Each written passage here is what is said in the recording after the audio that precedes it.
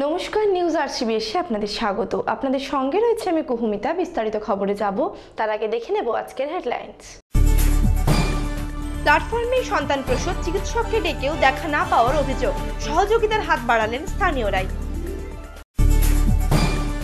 হলদিয়া সংশোধনাগারে এলেন রাজ্যের ডিজি, লাগানো হবে সিসিটিভি।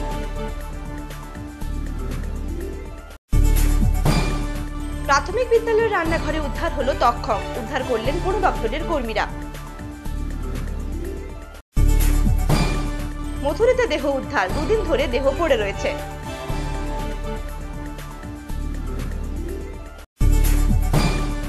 পুরনো বাড়ি ভাঙতে গিয়ে পাওয়া গেল গোখরোর ডিম, আতঙ্কে স্থানীয়রা।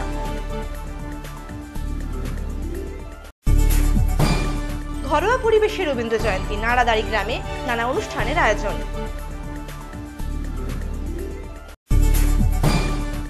কবি প্রণামে উদ্যোগী আরসিবিএস বাংলা, দিনভর চলল নানা অনুষ্ঠান।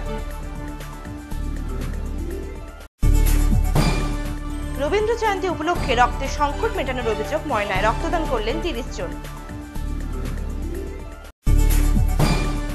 আসছে বিস্তারিত খবরে।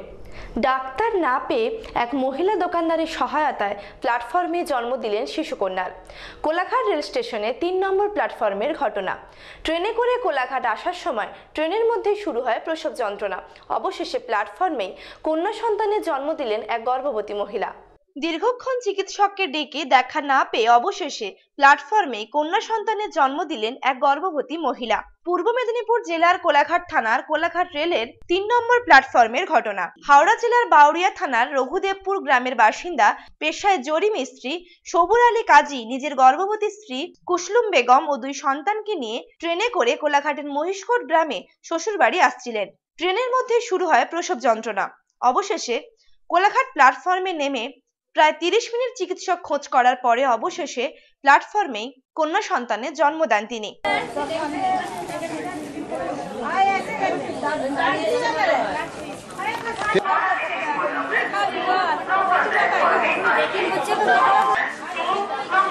ওই তো বাউরিয়া দিয়ে আসছিল, ওর মায়ের বাড়ি আসবে বলে, এখানেই শরীরটা খারাপ হয়ে গেল।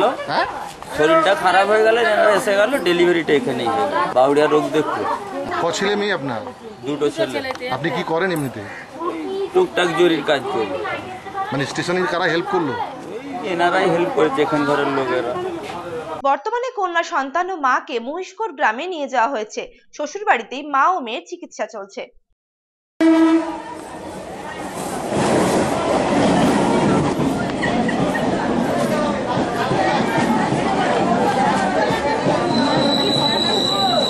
স্টলের থেকে দেখছিলাম যে মহিলা নেমে এইখানে ছটপট করছে।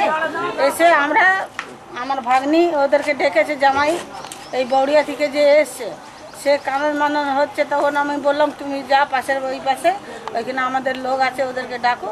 ডাকার পর ও মেয়ে আসতে ডেলিভারি অলরেডি হয়ে গেছিল। তারপরে এসে মাসিটা ফুলটা ডেলিভারি কোথায় হলো? এইখানে ওই যে বাচ্চাটা পড়েছিল। কোথায় হলো? প্ল্যাটফর্ম 3 নম্বর। তো ডাক্তারকে ডেকেছিলেন? হ্যাঁ, ডাক্তারকে ডেকেছে, ডাক্তাররা আসেন, কেউ ডাক্তার আসেন। কতক্ষণ তবু আছে? বাচ্চা এখন কেমন আছে? বাচ্চাটা ভালো আছে, আধা ঘন্টা 11 ঘন্টা ধরে এখানেই পড়ে আছে। পুলিশ এসছে তো? পুলিশ ছিল।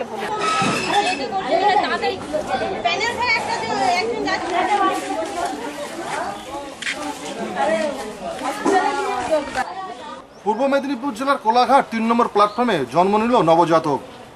দীর্ঘক্ষণ প্ল্যাটফর্মে পড়েছিল ওই গর্ভবতী মহিলা এবং স্থানীয় যারা দোকানদার তারা এগিয়ে এসেই জন্ম দিলেন এই নবজাতকের। বারবার রেলের ডাক্তারকে ডেকেও তারা সাড়া পাননি। কোলাঘাট থেকে জাহাঙ্গীর বাদশা, আরসিবি। মঙ্গলবার হলদিয়া সংশোধনাগারে আসেন রাজ্য পুলিশের ডিজি অরুণ গুপ্তা।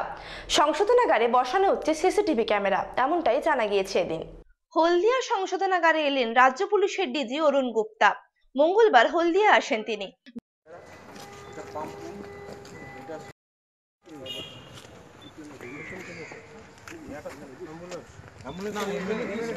ঘুরে দেখেন হলদিয়া সংশোধনাগার। হলদিয়া সংশোধনাগারে সিসিটিভি ক্যামেরা বসানো হবে, এমনটাই জানা গিয়েছে। আমাদের রেগুলার ইন্সপেকশন থাকে, খুব বিশেষ উদ্দেশ্যে আসেনি। স্যার মানে কর্ণের বিষয় কি অতিরিক্ত সতর্কতা না ওটার জন্য কি বিশেষ করে পূর্ব মেদিনীপুর জেলাতে আজকে কাঁথিতে এলেন, হলদিয়াতে এলেন।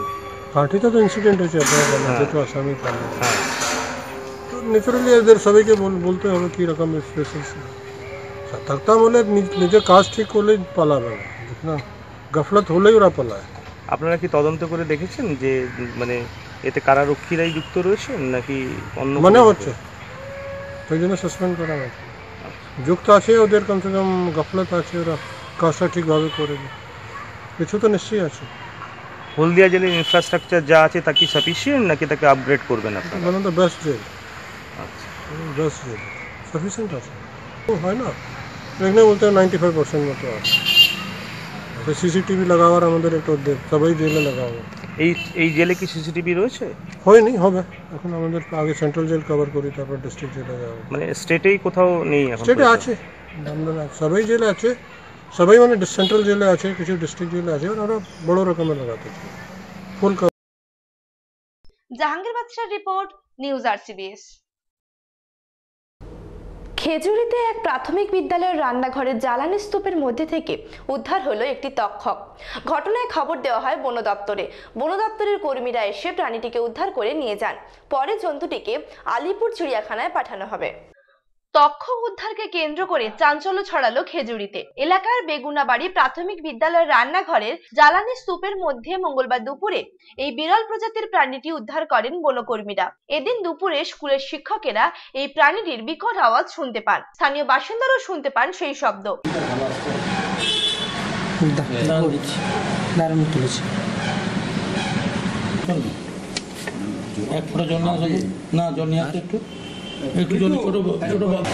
আচ্ছা, তক্ষকটি যে আমাদের স্কুলে আছে সেটা আমরা যখন ডে স্কুলে বা স্কুলে আসি তখন কাউকে মানে কোনো কিছু দেখতে পাই। পাশাপাশি ছেলেরা তারা ওই তক্ষকের ডাক শুনেছে এবং রেকর্ডিং করেছে। সেই রেকর্ডিং শোনানোর পরে আমরা যেটা আমাদের এই যে অফিসে গেছি, তারপর বিডিও অফিস পর্যন্ত গেছি, যেটা বনভূমি দপ্তরে, ওরা ওই দপ্তর যেটা ফরেস্ট দপ্তরকে জানানোর কথা বলেছে, সেই মাফিক আমরা ফরেস্ট দপ্তরে যেটা জানিয়েছি। এই যে অবস্থানে থাকে সেটা হচ্ছে ICDC-র জ্বালানি আর কিছু মালপত্র পড়েছে, তারই মধ্য থেকে যেটা বেরোয়। দিনের বেলা যখন স্কুল চলে ওই প্রাণীটিকে দেখে যায়। এরপরই বন দপ্তরকে খবর দেওয়া হলে বনকর্মীরা এসে জন্তুটিকে উদ্ধার করে বন দপ্তরের বাজকুল কার্যালয়ে নিয়ে যান। আপাতত সেখানেই রাখা হয়েছে সেটিকে। বছরখানেক আগে চণ্ডীপুর এবং নন্দীগ্রাম থেকে এই ধরনের দুটি তক্ষক উদ্ধার হয়েছিল। তক্ষকটি 40 সেন্টিমিটার লম্বা এবং 125 গ্রাম ওজনের। জন্তুটিকে আলিপুর চিড়িয়াখানায় পাঠানো হবে। ও রাত্রিবেলা যেহেতু স্কুল এখন বন্ধ, ও তখনটা নিরিবিলিতেই থাকে। ওদের যেখানে রান্না হয় সেখানে কাঠ পড়তে ছিল। এবার রাত্রিবেলা তো তক্ষক যখন নিরিবিলিতে থাকবে, ও একটা টক টক টক টক আওয়াজ করবে, যেটা এখানকার মানুষ আগেও ওকে দেখেছে। যেমন নন্দীগ্রাম থেকে যখন এনেছিলাম আমরা, প্রায় আমাদের অফিসে 3-4 দিন ছিল, রাত্রিবেলা একটা খুব ভালো রকমের আওয়াজ করে, যাতে পাশের লোক জানতে পেরে যায় যে তক্ষক আছে।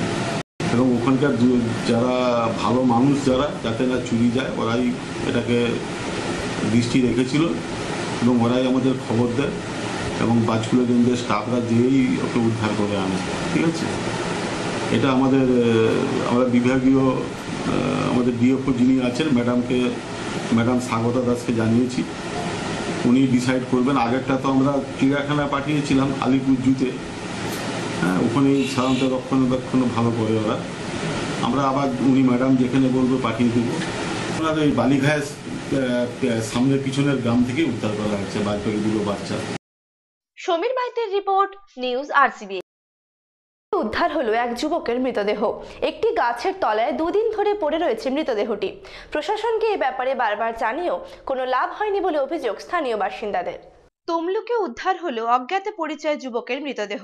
রবিবার তমলুকের মথুরি হাই স্কুলের কাছে একটি ফাঁকা গাছের তলায় ওই মৃতদেহটি দেখতে পান স্থানীয় বাসিন্দারা। অভিযোগ, 2 দিন ধরে ওই মৃতদেহটি পড়ে রয়েছে। প্রশাসনকে বারে বারে জানিয়েও কোনো ফল হয়নি বলে অভিযোগ। জাহাঙ্গীর বাদশার রিপোর্ট, নিউজ RCBS। কোলাঘাটের পয়াগ গ্রামে একটি পুরনো বাড়ি ভাঙতে গিয়ে উদ্ধার হলো ৮০টি গোখরো সাপের ডিম। ঘটনায় আতঙ্কিত এলাকাবাসী। এখনো পর্যন্ত বড় কোনো গোখরো সাপ দেখতে পাওয়া যায়নি, কিন্তু যেহেতু ডিম রয়েছে তাই কাছাকাছি কোনো বড় সাপ থাকলেও থাকতে পারে, সেই আতঙ্কেই ভুগছেন স্থানীয়রা। কেঁচো খুঁড়তে এবার কেউটে নয়, উদ্ধার হলো গোখরো। বাড়ি ভাঙতে গিয়ে পাওয়া গেল গোখরো সাপের ডিম। বুধবার সকালে পূর্ব মেদিনীপুরের কোলাঘাট ব্লকের পয়া গ্রামের ঘটনা। স্থানীয় সূত্রে জানা গিয়েছে, একটি পুরনো বাড়ি ভাঙতে গিয়ে উদ্ধার হয় ৮০টি গোখরো সাপের ডিম।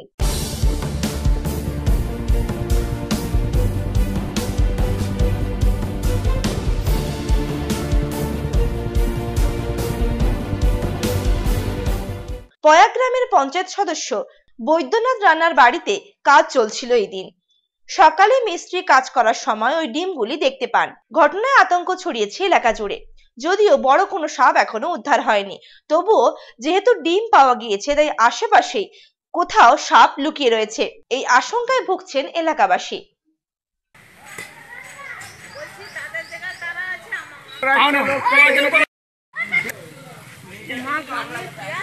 ওই তো সাপ, ঘুরি সাপ। কতগুলো ডিম পাওয়া গেছে? 80টা ডিম পাওয়া গেছে। মানে কিভাবে পেলেন বলুন? ঘর বাড়ি ভাঙতে তারপরে মেজা ছাড়াতে কথা ব্যবস্থা পাওয়া। এত আতঙ্ক দেখা দিয়েছে, এগুলো তো আতঙ্ক দেখা দিয়েছে, সাপ ডাকা বেড়ালে আতঙ্ক দেখা দিয়েছে। মানে এর আগে কখনো পাওয়া গেছিল? এর আগে 2-3বার পাওয়া গেছে, আমরা অনেক বাড়ি ভাঙতে গিয়ে 2-3বার পাওয়া গেছে। হ্যাঁ। আজকে কোথায় হয়েছে এটা? কোন জায়গায়? কয়েক গ্রামে। এর কি পুরোনো বাড়ি ভাঙা হচ্ছিল? পুরোনো বাড়ি ভাঙা হচ্ছে, নতুন বাড়ি ভাঙার জন্য। আচ্ছা, তখন কি হঠাৎ করে কি দেখলেন? হঠাৎ মেজা ছাড়াতে দেখা গেল সব ডিমের কাঁড়ি হয়ে আছে। ডিমগুলোকে আস্তে আস্তে সরিয়ে দেখলাম যে গন্ধ দেখলাম 80টার মতো ডিম পাওয়া গেছে। কি সাপের ডিম মনে হচ্ছে? গোখরো পুলিশ। আচ্ছা আচ্ছা। প্রসূন ব্যানার্জির রিপোর্ট, নিউজ RCBS। নন্দকুমার থানার ব্যবস্থায় অধ্যাপক দিলীপ রায়ের বাড়িতে ঘরোয়া পরিবেশে অনুষ্ঠিত হলো রবি ঠাকুরের ১৫৬তম জন্মদিন। কচিকাচাদের নাচ গান, রবীন্দ্র আবৃত্তিতে ভরে ওঠে এদিনের অনুষ্ঠান। এদিনের অনুষ্ঠান দেখতে ভিড় জমান এলাকার বহু মানুষ। ঘরোয়া পরিবেশে অনুষ্ঠিত হলো রবীন্দ্র জয়ন্তী। নন্দকুমার থানার ব্যবস্থার নারায়ণদারি গ্রামে অধ্যাপক দিলীপ রায়ের বাড়িতে নানা সাংস্কৃতিক অনুষ্ঠানের মধ্য দিয়ে শ্রদ্ধা জানানো হলো রবি ঠাকুরকে।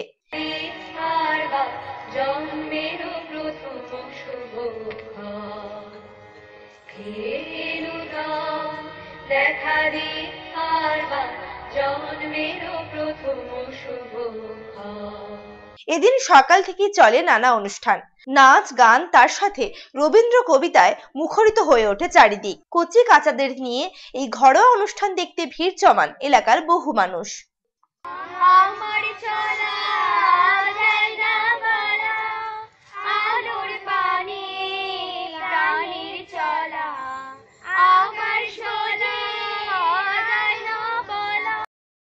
Bureau report, news RCBS। RCBS বাংলায় অনুষ্ঠিত হলো কবি প্রণাম অনুষ্ঠান, ওই মহামানব আসে। সকাল থেকেই চলে নাচ গান, আবৃত্তি সহ নানা অনুষ্ঠান। জেলার বিভিন্ন প্রান্ত থেকে আগত শিল্পীদের অনুষ্ঠানে মুখরিত হয়ে ওঠে এদিনের মঞ্চ। কবি প্রণামে উদ্যোগী হয়েছিল RCBS বাংলাও। মঙ্গলবার সকাল থেকেই নানা অনুষ্ঠান পরিবেশন করা হয় RCBS এর পক্ষ থেকে। জেলার নানা অঞ্চল থেকে শিল্পীরা তাদের অনুষ্ঠান পরিবেশন করেন। নাচ গান, আবৃত্তির সাথে সাথে রবীন্দ্রনাথকে নিয়েও নানা আলোচনা হয় এদিন। নানা অনুষ্ঠানের মাধ্যমে শ্রদ্ধা জানানো হয় রবি ঠাকুরকে।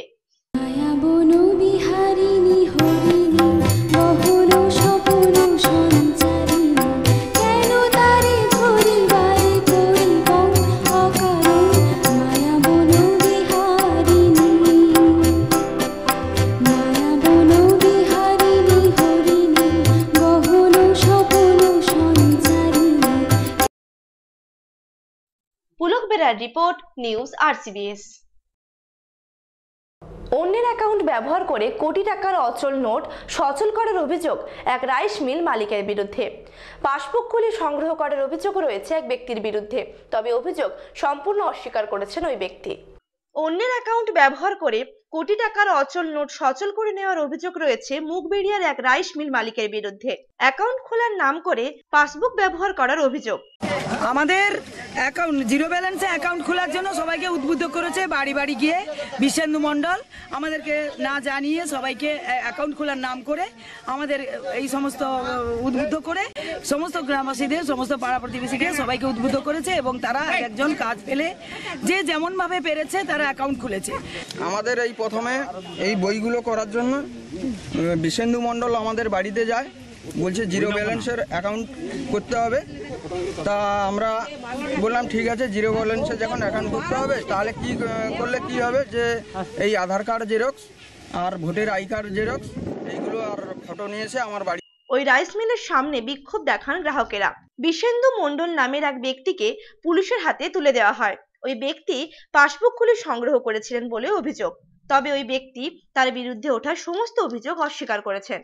হিসেবে কাজ করি, আমাকে এই অ্যাকাউন্ট খোলার কাজটি দেয়, কিন্তু অ্যাকাউন্ট খোলার পরে এই যে পাসবই নিয়ে এই যে লক্ষ লক্ষ টাকা নয় ছয় যে পরে দেখলাম এ সম্পূর্ণ রাইস মিলের মালিকের নাম মনোজ দাস ওই করেছে। শুধু স্যার আমি নয়, এই এলাকার এই পাড়ায় নয়, এই এলাকায় সুভাষ বর পার্টনার তিনিও অ্যাকাউন্ট খুলেছেন খানজাদাপুরে। সমীর মাইতির রিপোর্ট, নিউজ RCBS। ময়নায় রবীন্দ্র জয়ন্তী উপলক্ষে অনুষ্ঠিত হলো স্বেচ্ছায় রক্তদান শিবির। উদ্যোগে ছিল দক্ষিণ হরকুলি কবিগুরু ইউনাইটেড সোশ্যাল ওয়েলফেয়ার অর্গানাইজেশন। এটি তাদের তৃতীয় বর্ষের প্রয়াস। এদিন পুরুষ ও মহিলা মিলে মোট 30 জন রক্তদাতা রক্তদান করেন। ময়না থানার দক্ষিণ হরকুলি গ্রামে অবস্থিত দক্ষিণ হরকুলি কবিগুরু ইউনাইটেড সোশ্যাল ওয়েলফেয়ার অর্গানাইজেশনের উদ্যোগে রবীন্দ্র জয়ন্তী উৎসব অনুষ্ঠিত হলো।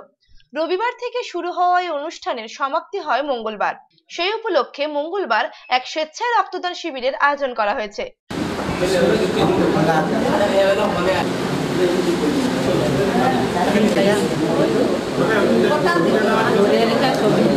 সংস্থার সম্পাদক জানান, 3 দিন ব্যাপী বিভিন্ন সাংস্কৃতিক অনুষ্ঠান, নৃত্য প্রতিযোগিতা, ক্রীড়া প্রতিযোগিতার আয়োজন করা হয়েছিল। আমাদের এই 3 দিনের অনুষ্ঠান ছিল। প্রথম দিন হয়েছিল কবিতা আবৃত্তি, অঙ্ক ও রচনা প্রতিযোগিতা, যেটা আমাদের দক্ষিণ ময়না হাই স্কুলে হয়েছিল। প্রচুর ছেলেমেয়ে পরীক্ষা দিয়েছে। টোটাল প্রায় আমাদের 200 জন প্রতিযোগী নিয়ে অংশগ্রহণ করেছিল। তারপর অঙ্কন প্রতিযোগিতা হয়েছিল, বৈশাখ প্রতিযোগিতা, এবং কালকে হয়ে গেছে রবীন্দ্র নৃত্য, আজকে হবে কুইজ প্রতিযোগিতা। বহু বছর ধরে বিভিন্ন প্রতিযোগিতা করলেও রক্তদান শিবির এবছর তৃতীয় বর্ষে পদার্পণ করেছে। এদিন মোট 30 জন স্বেচ্ছায় রক্তদান করেন, তাদের মধ্যে 6 জন ছিলেন মহিলা। আমরা দক্ষিণ হরকুলি ইউনাইটেড সোশ্যাল ওয়েলফেয়ার অর্গানাইজেশনের পক্ষ থেকে বলছি, আমরা বিগত 2 বছর রক্তদান শিবির করেছি, এবছরও করছি। আমরা কয়েকজন ছেলে ও কয়েকজন মহিলা মিলে টোটাল 39 জন মিলে আমরা এই শিবিরটা পরিচালনা করছি। অসিত বেরা ও যাদব বেরার রিপোর্ট, নিউজ RCBS। কৃষি সংক্রান্ত সমস্ত খবর জানতে চোখ রাখুন কৃষি কথায়।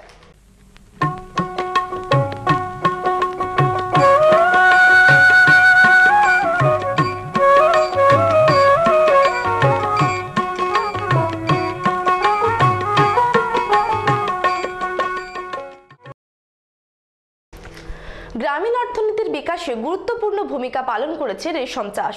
খরচ কম এবং অল্প সময়ের চাষে বেশি মুনাফা অর্জনের জন্য গ্রাম বাংলার মানুষের এই চাষের প্রতি আকর্ষণ বাড়ছে। পুরুষদের পাশাপাশি এখন মহিলারাও এই চাষে যুক্ত হচ্ছেন। পশ্চিম মেদিনীপুর জেলা ও ঝাড়গ্রামে জেলার গ্রামীণ অর্থনীতির বিকাশে গুরুত্বপূর্ণ ভূমিকা পালন করছে রেশম চাষ। এই 2 জেলাতে শুধুমাত্র রেশম চাষ করেই স্বচ্ছন্দে জীবিকা নির্বাহ করছেন কয়েকশো পরিবার। এই চাষটা কি রকম লাভজনক, মানে চাষটা করে আপনারা কি স্যাটিসফাই? হ্যাঁ, এটা লাভজনক চাষ।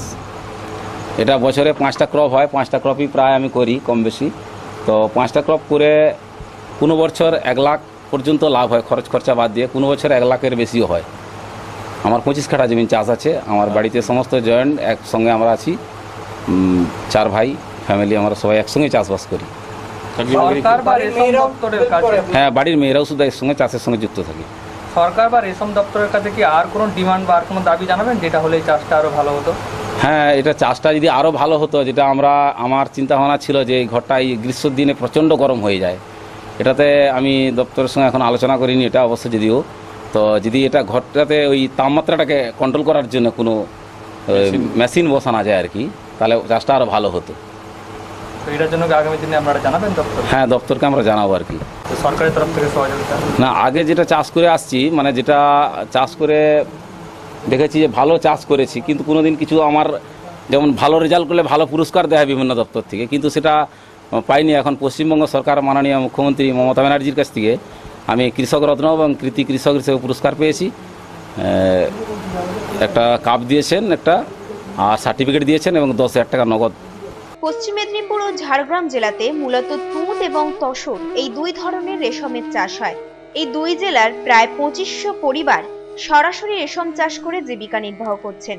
খরচ কম হওয়া এবং অল্প সময়ের চাষে বেশি মুনাফা অর্জনের জন্য গ্রাম বাংলার মানুষের রেশমের চাষে আকর্ষণ বাড়ছে। রেশম গুটি উৎপাদনের এই জেলার পরিসংখ্যান অনুযায়ী গ্রামে দাঁড়িয়ে, আমি কেশপুরে এনায়েতপুরে দাঁড়িয়ে আছি, গোপীনাথপুর গ্রামে। এখানে চাষি ভাইরা আমাদের যারা রিপোর্ট দিল সব অফিসারদের নিয়ে, পশ্চিমবাংলায় গুটি উৎপাদনের সেরা জায়গা হচ্ছে পশ্চিম মেদিনীপুর, এই কেশপুর এবং সারাউন্ডিং দেবরা এলাকা। সারা পশ্চিমবাংলার সবচেয়ে বেশি গুটি উৎপাদন। বিগত 5 বছর আগে যা উৎপাদন হতো, এখন পশ্চিমবঙ্গ সরকারের মুখ্যমন্ত্রীর আসার পরে গুটি উৎপাদন, মানুষের চাহিদা সব রকম ক্ষেত্রে এই জেলা এগিয়ে পশ্চিমবাংলার মধ্যে। চাষির সংখ্যা কি বেড়েছে আগের থেকে? চাষির সংখ্যা আমাদের কাছে পরিসংখ্যান অনুযায়ী যা চাষি ছিল, এরা তো 20 বছর ধরে টুকটাক করে করতো, মুখ থুবড়ে পড়তো। এখন চাষির সংখ্যা আমার মনে হচ্ছে দ্বিগুণ বলা তো দূরের কথা, মানে 3 গুণ বেড়ে গেছে চাষের সংখ্যা এবং চাষিদের সংখ্যা। এবং সরকারিভাবে আপনারা এই চাষিদের কি আমরা সরকারিভাবে মুখ্যমন্ত্রীর এই দপ্তরকে সরকারিভাবে চাষিদেরকে শেড অর্থাৎ ঘর বাড়ানোর জন্য 1,20,000 1,75,000 টাকার মধ্যে আমাদের দেওয়া হয়। শুধুমাত্র পুরুষ সদস্য নয়, বাড়ির মহিলারাও এই চাষে যুক্ত হচ্ছেন। সেই সঙ্গে অতি প্রাচীন এবং অপ্রচলিত এই চাষকে আরো জনপ্রিয় করার লক্ষ্যে রাজ্য সরকারের পক্ষ থেকে রেশম চাষের নানা রকম সরঞ্জাম, সার, কীটনাশক ও প্রশিক্ষণ প্রদান করা হচ্ছে। রেশম দপ্তর পশ্চিমবঙ্গ সরকারের তরফ থেকে এই চাষটাকে আরও ব্যাপক প্রচারের জন্য ব্যবস্থা গ্রহণ করা হয়েছে। এখানকার আমাদের কেশপুর দেবরা ব্লক পশ্চিম মেদিনীপুর জেলার মধ্যে তেজ চাষের ব্যাপক প্রভাব পড়েছে এবং চাষিরা এগিয়ে আসছে। তুঁত চাষ করতে গেলে সাধারণত আমরা যেখানে যে কারিগরি সহায়তা কেন্দ্র আছে এই পশ্চিম মেদিনীপুর জেলায়, সেটা দেবরায় অবস্থিত। আর আরও যে জায়গাগুলো হচ্ছে সেটা হচ্ছে মারাতলা আর গোলকগ্রাম এলাকায়। সেই কারিগরি সহায়তা কেন্দ্র থেকে চাষিদেরকে উৎসাহ দেওয়া হয়, সরকারি সাহায্যগুলো প্রদান করা হয় এবং কারিগরি দিকগুলো তাদের অসুবিধায় পড়লে জানিয়ে দেওয়া হয়। রেশম চাষ করতে গেলে প্রথমে যেটা করতে হবে, একটা নির্দিষ্ট জমিতে তুঁত গাছ লাগাতে হয়। এই তুঁত গাছ একবার লাগালে 20 থেকে 25 বছর সেই একই গাছ থেকে ফসল পাওয়া যেতে পারে, অর্থাৎ ফসল মানে তুঁত পাতা। যে তুঁত পাতাটা কাজে লাগিয়ে ঘরের মধ্যে পলু পোকা চাষ করা হয়, পোষা হয়। এই পলু পুষতে গেলে যে ডিম থেকে গুটি পেতে আমাদের সময় লাগে 18 থেকে 22 দিন। গরমের সময় কম দিন লাগে, আর শীতের সময় পলু পোকা একটু বেশি পাতা খায়, তার জন্য 22 থেকে 25 দিন সময় লেগে যায়। এইখানে ফসল বলতে গেলে তুঁত চাষির ঘরে উৎপাদিত এই গুটি, যে গুটিটা বিক্রি করে এরা অর্থ উপার্জন করে। এখানে গুটি বিক্রির জন্য পশ্চিম মেদিনীপুর জেলায় একটা সরকারি ব্যবস্থা আছে, সেটাকে বলা হয় দেবরা সিড কোকুন মার্কেট। সেই কোকুন মার্কেটে 2 ধরনের ক্রেতা আসেন। এক হচ্ছে সরকারি ক্রেতা, যারা সরকারি বীজগারে বীজ উৎপাদন করার জন্য গুটি ক্রয় করে, অথবা মালদা, মুর্শিদাবাদ, বীরভূম জেলা থেকে পাইকার, অর্থাৎ যারা কিনা ব্যক্তিগত উদ্যোগে বীজ উৎপাদন করে, তাদেরকে সরকারিভাবে লাইসেন্স দেওয়া থাকে, তাদের বলা হয় রেজিস্টার্ড সিড প্রডিউসার। তারা আসেন। সেই রকম 70 থেকে 72 জন পাইকার আমাদের এখানে যোগাযোগ রাখে, যারা গুটি উৎপাদন হলে পরে আমাদের কাছে যোগাযোগ করে গুটি নিয়ে যায়। রেশম পোকা বা পলুর বৃদ্ধির জন্য ঘর নির্মাণ করে দিয়েও সহায়তা করছে দপ্তর। এক কথায় বলাই যায়, শুধুমাত্র রেশম চাষ করে জীবনযাত্রা পরিবর্তন করেছেন এককালের অশান্ত কেশপুর, বিনপুর এবং সাঁকরাইল ব্লকের চাষিরা। বিগত 7 বছরে এই গুটির দাম আমাদের এখানে 2 থেকে 3 গুণ বৃদ্ধি পেয়েছে। যেখানে 80-87 টাকায় গুটি বিক্রি হতো 2007 সালে, সেটা এখন 2017 সালে গিয়ে আমরা দেখতে পাচ্ছি সেই গুটির দাম বেড়ে দাঁড়িয়েছে 300-350 টাকা। এবং যেটা জাপানি গুটি সাদা রঙের, সেই গুটিটার দাম যেখানে ছিল 200-250 টাকা, এখন সেটা 650 টাকাতেও বিক্রি হচ্ছে। এই গুটিটার মান এত উন্নত যে মালদা মুর্শিদাবাদ জেলার মতো গতানুগতিক জেলা যেখানে অনেক প্রাচীনকাল থেকে রেশম চাষ হয়ে আসে, সেই রেশম চাষিরা এই গুটি থেকে বীজ উৎপাদন করে। তার জন্য এই গুটির মানটা এত ভালো হয়েছে এবং দামটাও এত বেশি পাচ্ছে চাষিরা। এখানকার চাষিরা খুব খুশি। জেলা পরিষদ থেকে বা আমাদের ব্লক অফিস থেকে যারা কর্মকর্তারা আছেন বা বিভিন্ন প্রতিনিধিরা আছেন, জনপ্রতিনিধিরা আছেন, তারাও ভালো উৎসাহ দেখাচ্ছেন। আমরা আশাবাদী যে আগামী দিনে এই চাষটি আরও প্রসার লাভ করবে। বর্তমানে এই চাষটি কৃষি দপ্তরের সঙ্গে সংযুক্ত হয়ে গিয়ে বিশেষ কিছু সুবিধাও লাভ হয়েছে। কৃষি দপ্তরের বিভিন্ন সুযোগ যে স্কিম সেগুলো আমরা এই রেশম দপ্তরে প্রয়োগ করতে পারছি। জাহাঙ্গীর বাদশাহ রিপোর্ট, নিউজ RCBS। যে রাঁধে সে চুলও বাঁধে, এই প্রবাদকে সামনে রেখেই নতুন প্রতিভার খোঁজে সন্ধান চালিয়েছিলাম আমরা। মিউজিক ক্যাফেতে থাকবেন সেই সকল প্রতিভারা যারা এর আগে কখনো প্রচারের আলোয় আসেননি। এ সপ্তাহে শিল্পী বিউটি দত্ত রানা ও পলি সামন্ত। শনি ও রবি ঠিক রাত 8:45 চোখ রাখুন মিউজিক ক্যাফেতে।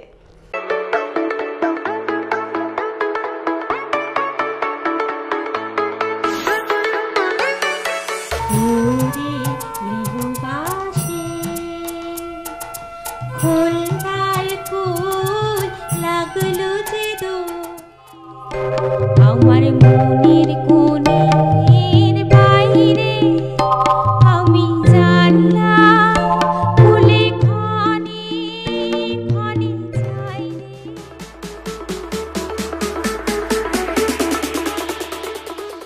আইনি সংক্রান্ত সমস্ত প্রশ্নের উত্তর দেবেন আইনজীবীরা। দেখুন সওয়াল জবাব প্রতি শুক্রবার ঠিক রাত 8:45। এ সপ্তাহের প্রশ্ন উত্তরে থাকছে মহিলাদের পথ নিরাপত্তা নিয়ে আলোচনা। সঙ্গে থাকছেন আইনজীবী প্রশান্ত দাস। আপনি কি কোনো আইনি সমস্যায় জড়িয়ে পড়েছেন? সওয়াল করব আমরা, জবাব দেবেন আইনজীবীরা। সওয়াল জবাবে এ সপ্তাহের বিষয় মহিলাদের পথ নিরাপত্তা। সঙ্গে থাকছেন আইনজীবী প্রশান্ত দাস। সওয়াল করব আমরা, জবাব দেবেন আইনজীবীরা। সওয়াল জবাব দেখুন প্রতি শুক্রবার রাত 8:45। পুনঃপ্রচার দেখুন পরের দিন সকাল 8:45। আজকের মতো নিউজ RCBS পর্যন্তই। দেখা হচ্ছে আগামীকাল ঠিক এই সময়। নমস্কার।